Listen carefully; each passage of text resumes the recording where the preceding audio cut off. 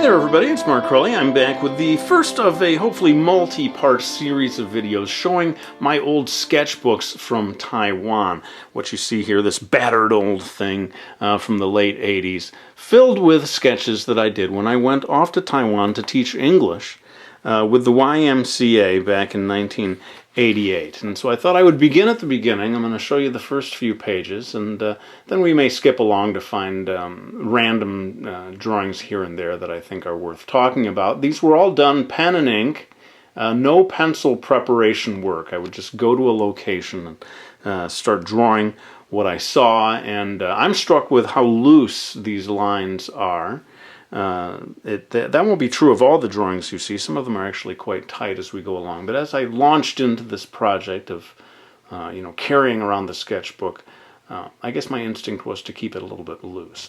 Let's move on to the next page. Yeah, actually, speaking of tightening it up, this one tightens things up considerably. Now, I know that I showed some of these drawings in a previous video, one of my topic videos, I think it was, but I didn't really talk about them, and so I thought, let's revisit this sketchbook and give it a little more attention. See if I can even go beyond just showing these things to you, and see if I can point out, some tips here and there that might help you when you're trying to draw things. I think a lot of times when you're doing a sketch on location, you're not drawing every single detail that you see. You may choose to focus in on certain things. I mean, like this one over here, I took a part of the Chinese architecture, of this temple, and just focused on one part of it. I didn't try to draw the whole thing. It can be a little overwhelming to try to draw the entire picture, and for me, that's what a sketch is supposed to be. It shouldn't be a full-blown illustration. This one, sort of a mix of looseness and detail. I mean, your first impression of it is that it's quite detailed, but as you zoom in on it, let's see if I can zoom the camera in. You'll see quite a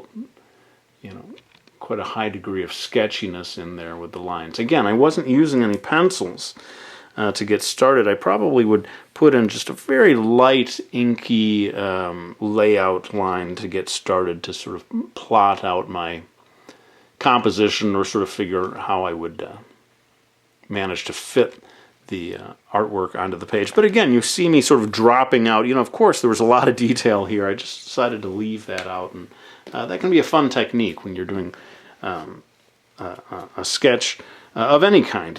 You don't necessarily have to draw the entire thing. Let's skip a few pages ahead and find something that's worthy of pointing out. Here's one that I was always pleased with, and again, sort of deliberately unfinished, unless I just ran out of time. I sort of like the look of it, though, and definitely cross-hatching is a big part of this illustration here. I did a video on cross-hatching. Maybe it's time to do another one. In fact, this video may lead to me doing something about pen and ink sketches, which I really haven't done. Let me know if you would like me to.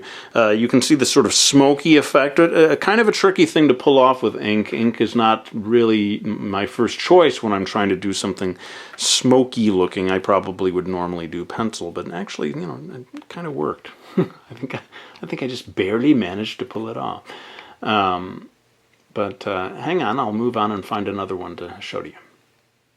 Now, that one that I showed you a moment ago, I put quite a lot of time into. I wanted to make sure that I also show some of these quick little sketch things that I did. I did quite a lot of these things where I'd just be sitting somewhere on the street and doing, I guess they go beyond doodles, I'm not sure. It's funny with the terminology. I see people using the word doodle for things that look like they took a lot of time, or using sketch for things that look like they're very detailed and beautiful looking. And I always wonder if that's kind of demoralizing to beginning artists who think, wow, your doodle is way better than the thing that I worked real hard on. Well, part of the problem is I think they shouldn't be using the word doodle for something that is, that they put a lot of time into, clearly.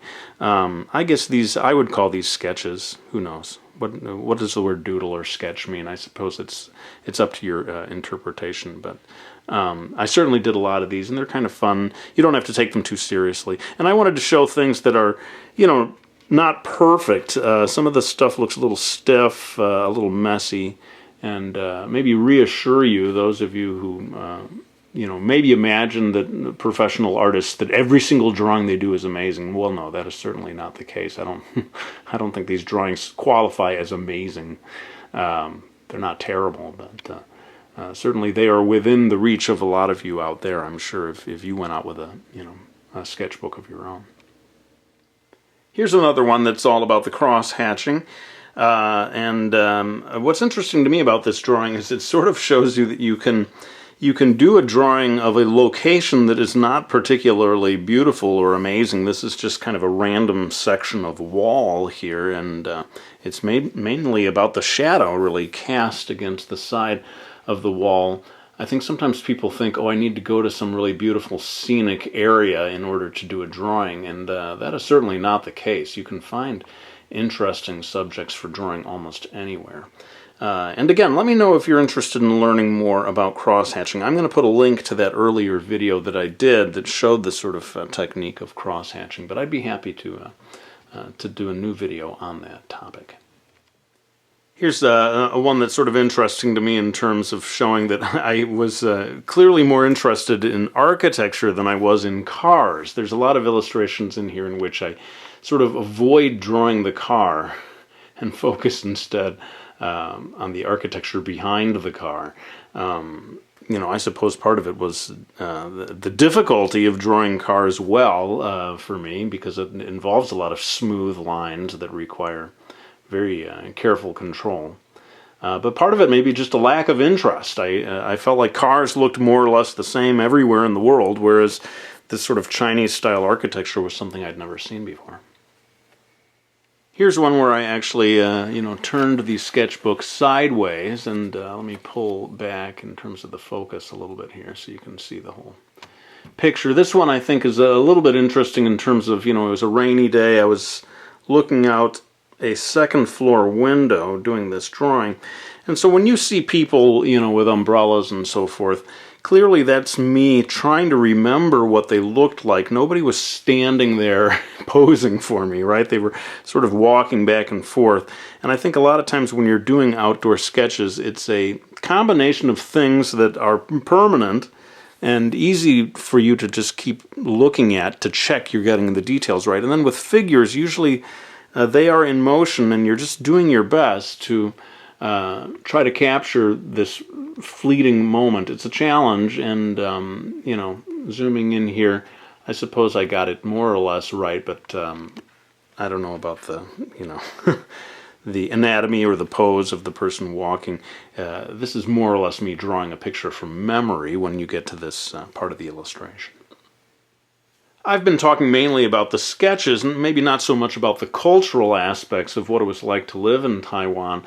I just loved it, and one of my favorite things was to go to these tea houses where they were really built for relaxation, to sort of escape from the modern world into the atmosphere, usually of traditional China. And they would, you would, for a certain price, they would bring out this tea, not tea ceremony necessarily, but they would bring out the traditional Chinese tea cups and so forth, and you could just sit there for hours as someone would pour the tea for everyone in attendance. They had watermelon seeds, as I recall, was a popular thing. You would crack them open with your teeth and eat the inside part, and delicious peanut butter toast. I don't know how traditional that is to Chinese cuisine, but in Taiwan, those of you who have lived in Taiwan, maybe some of you are still in Taiwan, you can back me up on this. Incredibly delicious,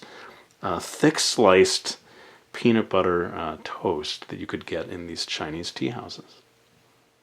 Here's a nice example of, this not having to draw everything approach. To be sure, I could have drawn this entire building, and some people might feel that would have been a better drawing, but I sort of like the half-finished look, and even looking at this, it's sort of inspiring me to go back and try to make some sketches like this now. It's been a while since I used this approach, and so who knows, maybe I'll get back to my roots as an outdoor sketcher and try to make use of some of these techniques. Here's another one of these vertical drawings that I did, and I wanted to show you not every thing that I did at this time was amazingly detailed or even particularly impressive as a drawing. This looks to me more like a practice drawing that many students certainly out there are capable of this kind of drawing. And yeah, like I said, I do fear sometimes that people showing their sketchbooks, especially these days, I'm seeing such incredible, fully rendered illustrations being described as sketches that I do wonder if aspiring artists are getting the wrong idea that that they ought to also be capable of such drawings. That is certainly not the case. A sketch ought to be a sketch, it seems to me, and be a little loose and not necessarily blowing everybody's socks off with detail and color and all this other stuff. And I think I'm going to just go ahead and make this one the last one for now. As I said, this will be a multi-video series, and we're going to work our way pretty comprehensively through all of these old sketchbooks. This one is maybe a nice one to finish on because I have had people requesting a video on how to draw a Chinese-style dragon. I have done videos on how to draw more like Western-style dragons, but never have tried to do the Chinese-style one in a video form. This was based on a sculpture, as I recall, that was in a sort of a fountain area. I don't know if you can see this as water down here. As I recall, it was sort of gold-plated. It was very impressive. And yeah, I could certainly do a video that shows how to draw a Chinese-style dragon. Would have to prepare for it, make sure that I'm getting all the details right and so forth. But for now, I think it's time to wind down this video. I'm going to go ahead and close the old sketchbook. And I want to thank you all for watching this video. I hope you enjoyed it. I certainly had fun looking through all these old pictures. And next week, we'll be back with one of my more typical how to draw videos. But until then, I'll thank you once more for watching this video. I really hope you enjoyed it. And I'll be back with another one real soon.